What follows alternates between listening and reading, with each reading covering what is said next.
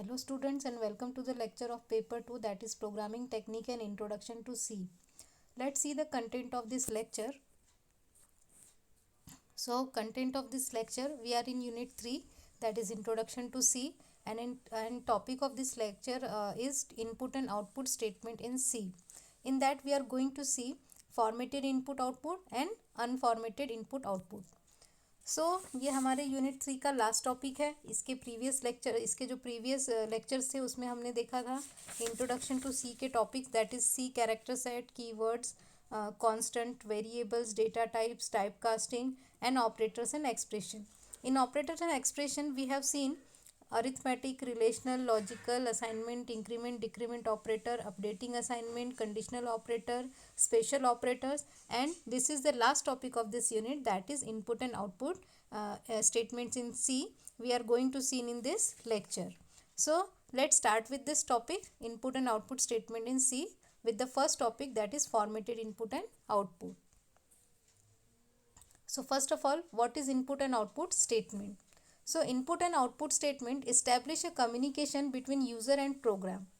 तो इनपुट और output statement क्या करता है? यूज़र और प्रोग्राम के बीच में कम्युनिकेशन करने का काम करता है. जैसे कि अगर यूज़र को प्रोग्राम एग्जीक्यूट करने के लिए इनपुट चाहिए तो वो इसी इनपुट और आउटपुट स्टेटमेंट के थ्रू कम्युनिकेशन इस्टेब्लिश करेंगे यूज़र और प्रोग्राम के बीच में.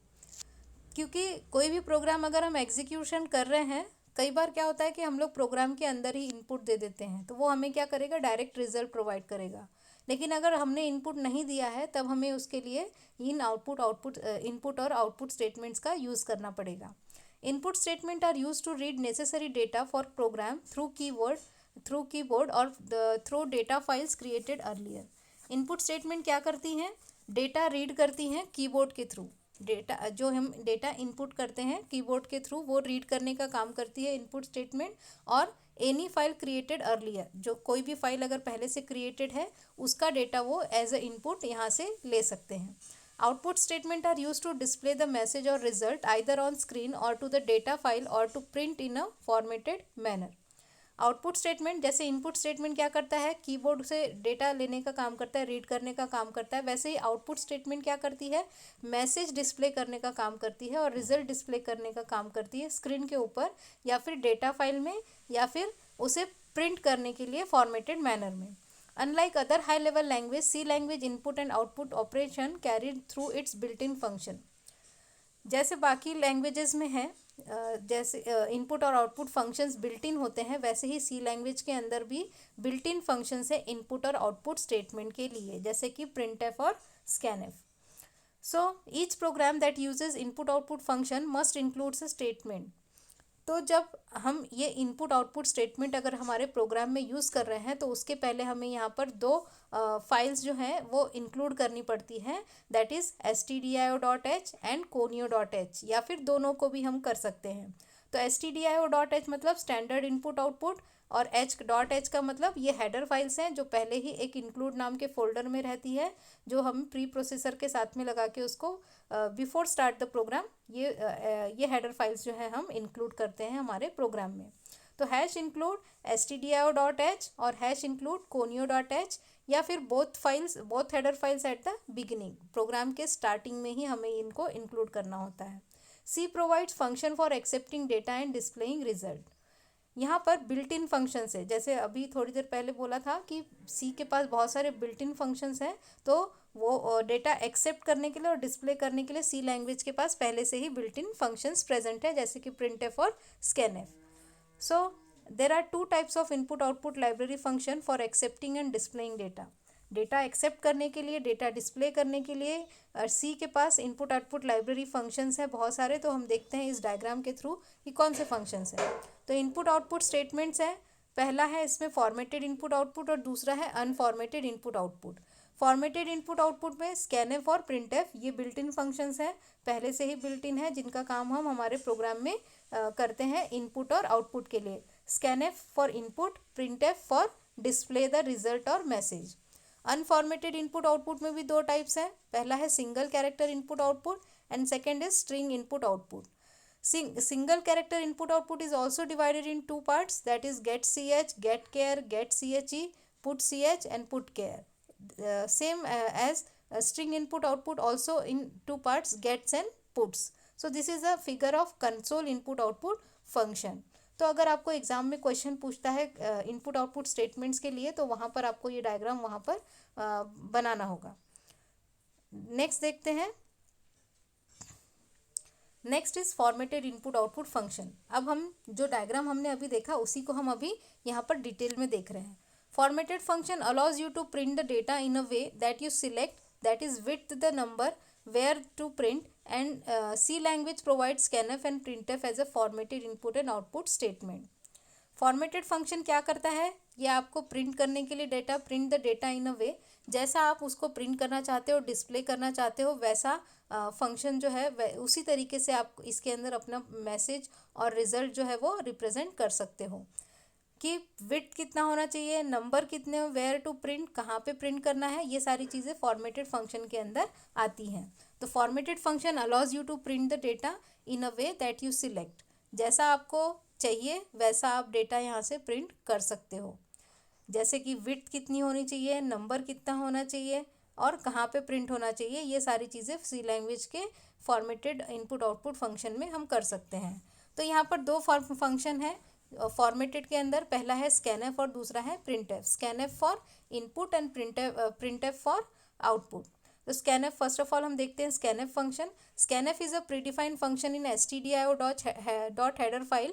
It can be use to read the input value from the keyboard.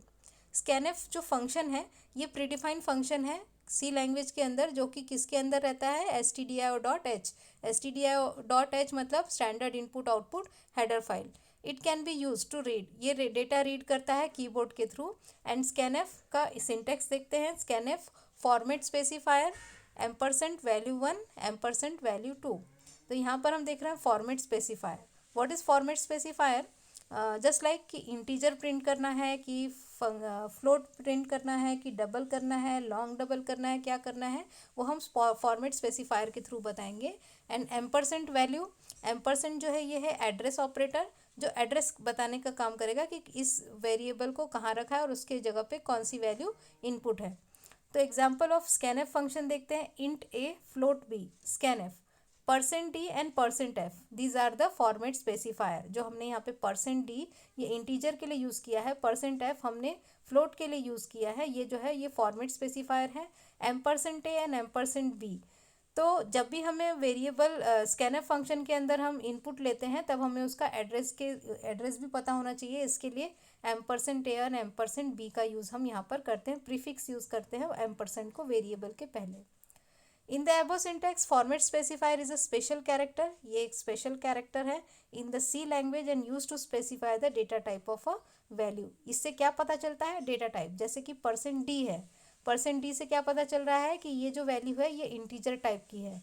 %f क्या बता रहा है कि ये फ्लोट टाइप की वैल्यू है. तो फॉर्मेट स्पेसिफायर क्या बताने का काम करता है, data type of the value. After that देखते हैं हम format specifier. Format specifier %d is used for integer, %f is used for float, %lf is used for double, %c is used for single character, %s is used for string character, %u is used for unsigned integer, %ld is used for long int, %lf is used for long double. तो ऐसे और भी format specifier है जो कि हम scanf function के अंदर यूज़ करते हैं वेरिएबल का डेटा टाइप बताने के लिए. अब देखते हैं argument list. This list contains the variable name separated by commas. Variable के नाम जैसे %a, %b, %c. So list को सेपरेट करने के लिए हम यहाँ पर कॉमा का यूज़ करते हैं. और जो % सिंबल है it is called an address operator. % को हम क्या कहते हैं, एड्रेस ऑपरेटर. और इसको लिखने का भी तरीका हमने बताया और इसका नाम हम लोग % बोलते हैं. Must include as a prefix, ये हमेशा वेरिएबल के पहले लगेगा. And type numeric and character, या फिर न्यूमरिक के भी पहले या फिर कैरेक्टर वैल्यू के भी पहले. If % is not used, then values entered in is lost and variable will hold some garbage value. अगर % हमने नहीं यूज़ किया वेरिएबल के पहले तो वो डेटा लॉस हो जाएगा और क्या होगा, कुछ गार्बेज वैल्यू वहाँ पर सेव हो जाएगी. आफ्टर दैट प्रिंटफ फंक्शन ये फॉर्मेटेड फंक्शन का सेकेंड पार्ट है, जैसे स्कैनफ था वैसे ही अभी प्रिंटफ देखते हैं. Printf is a predefined function in stdio.h header file. By using this function, we can print the data or use user-defined message on console or monitor. तो printf is a predefined function. जैसे scanf predefined function है वैसे ही printf भी predefined function है जो कि stdio.h header file के अंदर रहता है. तो ये फंक्शन यूज़ करने से क्या होता है कि आप कोई भी डेटा प्रिंट मैसेज कर सकते हो, कोई भी रिजल्ट प्रिंट कर सकते हो, या फिर कोई मैसेज अगर आपको आउटपुट में डिस्प्ले करना है तब हम इस फंक्शन का यूज़ करते हैं. तो कंसोल और मॉनिटर पे हम जब भी कुछ डिस्प्ले करना चाहते हैं आउटपुट में तब हम इस फंक्शन का यूज़ करते हैं. While working with printf function, it can be take any number of argument, but first argument must be within the double quotes. हम इसके अंदर कितने सारे भी आर्ग्यूमेंट्स यूज़ कर सकते हैं, लेकिन जो पहला आर्ग्यूमेंट होगा वो किस में होना चाहिए, डबल कोट्स में होना चाहिए. And every argument should separated by comma. Her argument को हमें किससे सेपरेट करना है, कॉमा से सेपरेट करना है. Within the double quotes whatever we pass its print same. जो भी हम डबल कोट के अंदर लिखेंगे वो as it is same to same. Capital में लिखेंगे तो कैपिटल में डिस्प्ले होगा, और अगर इसमें स्मॉल लेटर्स में डिस्प्ले करेंगे तो स्मॉल लेटर्स में डिस्प्ले होगा. जैसा आप लिखोगे डबल कोट्स के अंदर वैसा ही आपको आउटपुट कंसोल पे दिखेगा. If any format specifier are there then that copy the type of value. अगर आपने किसी टाइप का स्पेसिफायर प्रिंटफ फंक्शन में यूज़ किया तो वो क्या करेगा, कॉपी कर लेगा उसके टाइप ऑफ वैल्यू को. The scientific name of the monitor is called console. देखो अब जैसे हम लोग डेस्कटॉप बोलते हैं, कोई लोग मॉनिटर बोलते हैं, तो वैसे ही इसका साइंटिफिक नेम क्या है, कंसोल. इसीलिए कंसोल इनपुट आउटपुट हमने conio.h हेडर फाइल देखी जिसका मतलब होता है कंसोल इनपुट आउटपुट. इसका सिंटैक्स है प्रिंटफ यूज़र डिफाइंड मैसेज, जो भी देना चाहता है डबल कोट्स के अंदर लिखना है. फिर देखते हैं दूसरा सिंटैक्स प्रिंटफ फॉर्मेट स्पेसिफायर और वैल्यू 1 वैल्यू 2. अब देखो स्कैनफ के अंदर हमने एम्परसेंट यूज़ किया था वैल्यू 1 के पहले, लेकिन यहाँ पर हम नहीं यूज़ कर रहे हैं because it is an printing statement मतलब डिस्प्ले स्टेटमेंट आउटपुट के अंदर. तो एग्जांपल देखते हैं हम प्रिंटफ स्टेटमेंट का, प्रिंटफ फंक्शन का. Int a is equals to 10 and double d is equals to 13.4. अब इसको प्रिंटफ स्टेटमेंट के अंदर अगर हमें रखना है तो %f %d d a. तो यहाँ पर हम लोग क्या कर रहे हैं, क्योंकि हमने फ्लोट वैल्यू पहले ली है इसलिए %f और फ्लोट वैल्यू इंटीजर वैल्यू बाद में प्रिंट की है इसलिए %d बाद में. तो ये देखो फॉर्मेट किस फॉर्मेट में आप प्रिंट करना चाह रहे हो. अगर आप पहले इंटीजर को भी करना चाहते हो तो पहले आपको इंटीजर %d पहले लिखना पड़ेगा और d के पहले आपको a का यूज़ करना पड़ेगा. तो जिस फॉर्मेट में चाहिए उसमें आप यहाँ पर प्रिंटफ स्टेटमेंट में उसको उसी सीक्वेंस में लिखेंगे. आफ्टर दैट नेक्स्ट जो फॉर्मेटेड एंड अनफॉर्मेटेड. तो फॉर्मेटेड तो हो गया जिसमें दो फंक्शंस थे प्रिंटफ और स्कैनफ. अब हम देखते हैं unformatted function. This function works only with the character data type and they do not require conversion code while accepting और displaying result like in formatted function. तो ये जो फंक्शन है ये सिर्फ कैरेक्टर डेटा टाइप के साथ में यूज़ करते हैं हम लोग unformatted function. And they do not require conversion code. इसके लिए कन्वर्जन कोड की ज़रूरत नहीं है क्योंकि ये किस में होता है, कैरेक्टर टाइप में होता है. एंड वाइल एक्सेप्टिंग और displaying result like in a formatted function. तो यहाँ पे डेटा कन्वर्ट करने की ज़रूरत नहीं है जैसा कि हम स्कैनफ कंडीशन के अंदर और प्रिंटफ कंडीशन के अंदर फंक्शन के अंदर करते हैं. तो इसमें देखते हैं हम लोग सिंगल, इसमें भी दो टाइप्स थे, पहला सिंगल कैरेक्टर और दूसरा स्ट्रिंग. तो हम देखते हैं single character input output. It is use to accept और डिस्प्ले सिंगल कैरेक्टर. ये किस लिए यूज़ कर रहे हैं हम लोग, सिंगल कैरेक्टर को डिस्प्ले करने के लिए यूज़ कर रहे हैं. इसका पहला फंक्शन है get ch. It is a predefined function in conio.h. Console input output header file will tell to the console wait for some time until a key is hit given after running of program. तो ये predefined function है और ये किस में present होता है, conio.h header file के अंदर.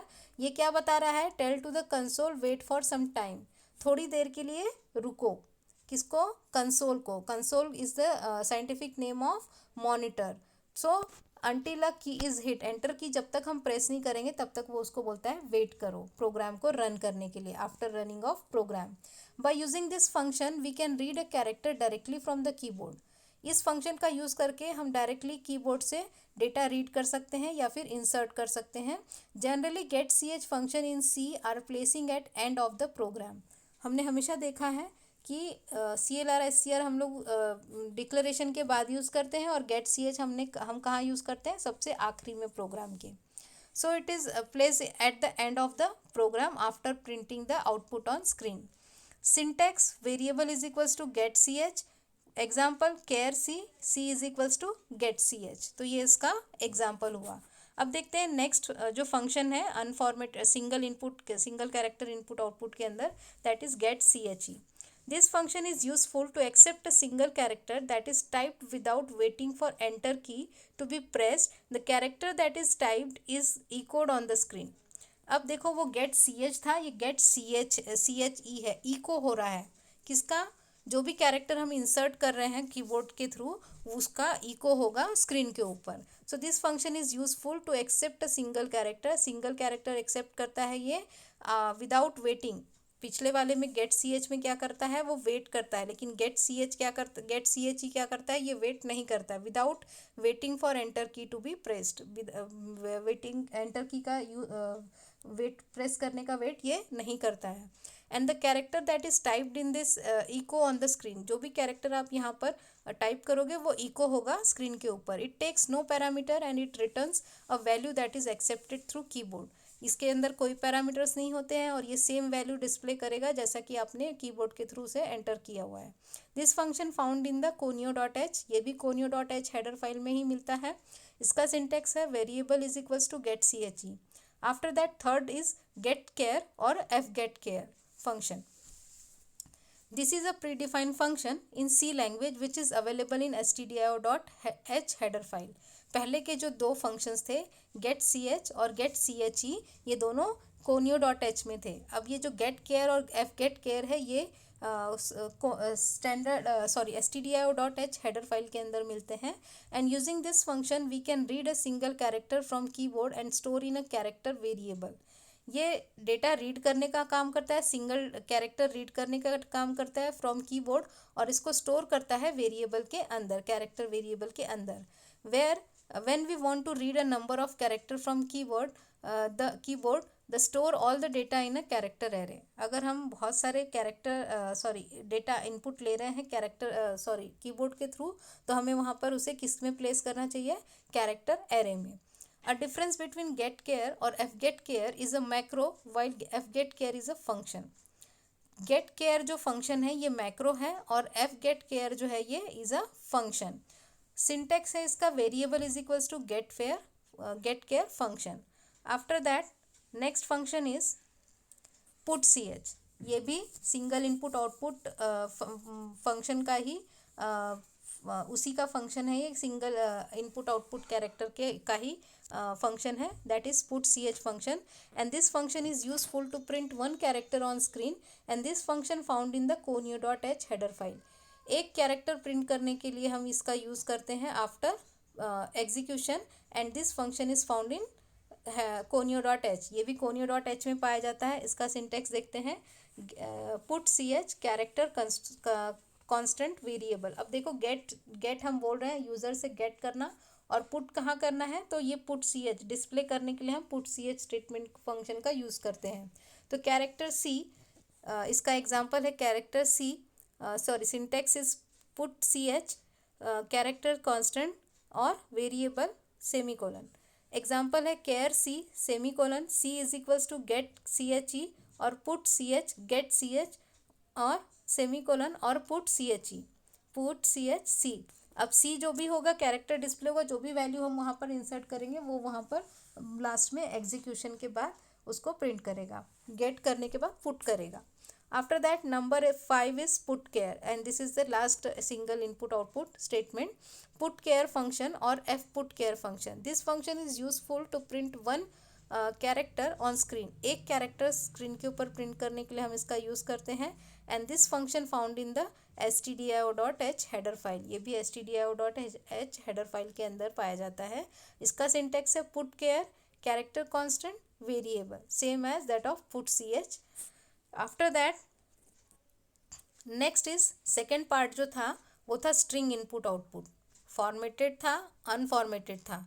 फॉर्मेटेड के अंदर प्रिंटफ और स्कैनफ, अनफॉर्मेटेड के अंदर सिंगल इनपुट आउटपुट और string input output. Single input output के अंदर कौन कौन से थे? Get C H, get ch, get char और पुट सी एच और पुट केयर। अब हम देख रहे हैं स्ट्रिंग इनपुट आउटपुट के अंदर this kind of functions are useful to accept a string group of characters. यहाँ पर अगर हमें, वहाँ पर हम लोग क्या एक्सेप्ट कर रहे थे? Only single character. किसके अंदर? Single character input output function statement के अंदर। लेकिन अभी हम स्ट्रिंग इनपुट आउटपुट के फंक्शन की बात कर रहे हैं। तो this kind of functions are useful to accept a string. String accept करने के लिए यूज करते हैं और उसको क्या कहते हैं हम? Group of characters. String means group of characters. For example to accept and display the name address of student और एम्प्लॉय। अगर हमें किसी नाम स्टूडेंट के नाम को डिस्प्ले करना है, एड्रेस ऑफ स्टूडेंट को डिस्प्ले करना है, या फिर किसी एम्प्लॉय का डिटेल्स, एम्प्लॉय की नेम को डिस्प्ले करना है, तब हम स्ट्रिंग इनपुट आउटपुट का यूज़ करेंगे। इसमें भी फंक्शंस है। पहला है gets function, it reads a string from keyboard. ये कहाँ से कहाँ से कैरेक्टर रीड कर रहा है? कीबोर्ड से। string from keyboard and C string is determined by a special character called null character। अगर हम स्ट्रिंग को एंटर कर रहे हैं तो उसको हमें टर्मिनेट करना मतलब अगर उसको हम स्टॉप करना चाह रहे हैं तब हमें वहाँ पर एक स्पेशल कैरेक्टर यूज़ करना पड़ता है, दैट इज़ राउंड ब्रैकेट के अंदर /0 /0 लिखना पड़ता है, तब जाके वो स्ट्रिंग जो है वो स्टॉप होगी। टर्मिनेट करने के लिए हम यूज़ करते हैं राउंड ब्रैकेट के अंदर, सिंगल कोट के अंदर /0। Gets function reads character until enter key is not press through keyboard. जब तक हम एंटर की प्रेस नहीं करते हैं तब तक वो क्या करेगा? वैल्यू एक्सेप्ट करता रहेगा। इसका सिंटेक्स है गेट्स वेरिएबल सेमीकोलन कैर नेम 20। अब यहाँ पर नेम का एरे हमने बनाया है 20 का। गेट्स नेम, अब यहाँ पर हम डायरेक्टली नेम यहाँ पर उसको दे सकते हैं। नेक्स्ट है पुट। अभी जैसे गेट करेंगे यूज़र से तो उसको डिस्प्ले भी करना होगा, उसको रखना भी होगा, तो उसके लिए हम लोग पुट फंक्शन का यूज़ करते हैं। तो puts function this function prints the message और स्ट्रिंग वैल्यू एक्सेप्टेड और stored in the character array variable. Array variable के अंदर जो भी वैल्यू एक्सेप्ट करी होगी उसको प्रिंट करने का काम या फिर मैसेज प्रिंट करने का काम हम पुट्स का यूज़ करके करते हैं। And this is each puts print message on separate line. जितने भी पुट्स आप यूज़ करोगे वो हर एक न्यू लाइन के अंदर में डिस्प्ले होगा। तो सिंटेक्स इसका है पुट्स स्ट्रिंग कांस्टेंट /वेरिएबल और वेरिएबल। इसका एग्जांपल देखते हैं। Char name 20 puts enter a name gets name and then puts name. So this is the string input output जिसके अंदर दो ही फंक्शन है, एक गेट्स और दूसरा puts. So this is the last topic of unit 3. After that we are going to start, I am going to start unit 4 from the next lecture, that is lecture number 15, and in that lecture I am going to start conditional and looping statement. So wait for the next lecture for unit 4. Thank you.